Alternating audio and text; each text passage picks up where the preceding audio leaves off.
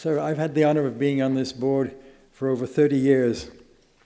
And in this foundation, as in some others, I've learned an awful lot of what works in philanthropy and what does not work.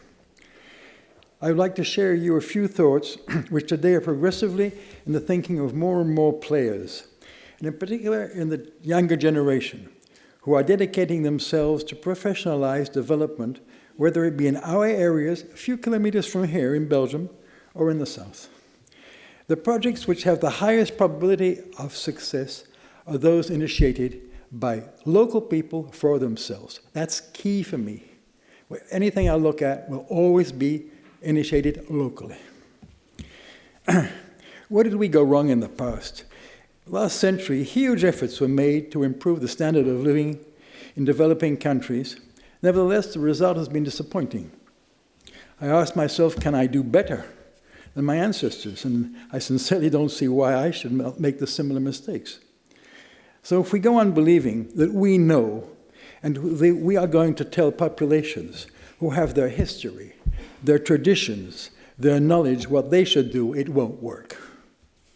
So what can we do? We should listen to local populations, understand what their projects are, and how they are developing them. Then we can try and enhance projects, advise without going too far. Otherwise, we'll find ourselves again explaining what to do. All this advice and experience does not have to come necessarily from the north. Let me give you an example. You will forgive me not speaking of the domain of research, which you all know so well. I can take other examples in our foundation. For instance, in Mali, our family foundation had supported some social entrepreneurs who have managed to structure autonomous association of women so they can develop small lucrative activities essentially around agriculture. We were aware of similar associations of women in India in the same sort of climate and geographical environment, and who are successful in the development. So all we did was to organize a trip to India for African ladies so they could see for themselves a model which works. We don't have the same pace in what we do. We're not in the same environment. When you put people together who are in the same sort of environment, same sort of pace, even with different education, it's incredible how quickly people pick up ways to get on. We also enabled some of the Indian women to come and help, spend about a month or two to help the Malian ladies improve their methods and organize themselves in a more efficient way. It's just an example of South-South. That's the only reason I just wanted to mention this here. It is also, I'd like also to say, in the way of doing philanthropy, we must go on changing from money giving to knowledge sharing, which also needs funds, of course. I'm not saying one doesn't need funds. Just to illustrate that we know better, I'm saying we, no. I would like to share with you an experience I had a few years ago when I was asked by Brussels University if our foundation would finance some massive online open courses to be developed for the French-speaking Africa. French-speaking Africa are less advantaged, apparently, because they don't speak English. And a lot of things done on the net are English, of course. We only accepted to finance a trip for 2 PhDs to go to the local universities, essentially in Senegal, in Dakar, and to find out what their needs could be. To our great astonishment, they came back with a very interesting report showing how much more advanced they were in their universities than in ours in ULB, in distance learning, and MOOC in particular. So we had a lot to learn.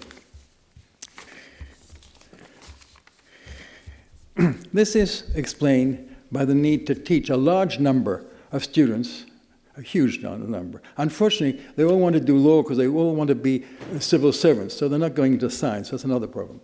Versus the lack of premises and sometimes of lack of faculty. Let's come back to the 3 criterions I find essential, and I'm sure you do too, is replicability, leverage, and sustainability. All right. This, of course, is a long-term view and corresponds perfectly to the whole spirit of Nutrition Third World. In fact, we are essentially speaking of prevention. Prevention is one of the most difficult actions to finance. Donors, in general, want some form of rapid recognition, which is not the case when financing prevention. I'd hope to have here this afternoon Alexander Mars. Alexander Mars is a very successful French entrepreneur who succeeded in the States and has earned a very large fortune. And he has decided that between now and the day he passes away, he will have spent all his money on helping the people who need development in any form. So he speaks about l'économie du partage. Alexander, who has decided to share his fortune, right, with the causes who need support and solidarity, he speaks of this economy of sharing and set up a structure called EPIC, with a permanent staff of 35 people just to validate projects, give advice, monitor, and advise. And in such a way, he can keep donors informed. Then he goes around and sees his very, very wealthy friends, and he's lost quite a few, he told me, to tell them they have to do the same thing. They have to commit their fortune to solidarity. And thanks to the fact that he has a structure which validates and it keeps people informed, he has effectively accumulated a certain number of important donors who have committed their funds. So this is a rather new way to find funds. And this is when I'm thinking of when we're saying in Nutrition Third World that for the moment we lack funds. I think that my successor with Patrick should maybe look into these new sources of people who select and organize this, such as our friend Alexander Mars. Before I end, I'd like to thank the International Scientific Committee, which for me is key. This is really the key of the quality of what one does, not to be self-satisfactory in selecting projects. These are the few thoughts I wanted to share with you today.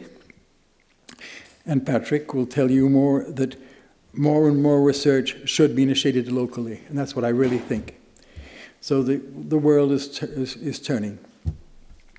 As a trustee, I'm grateful for what I have learned from you, from Yvan Béguin, and from you, Patrick, and how to approach sustainable development.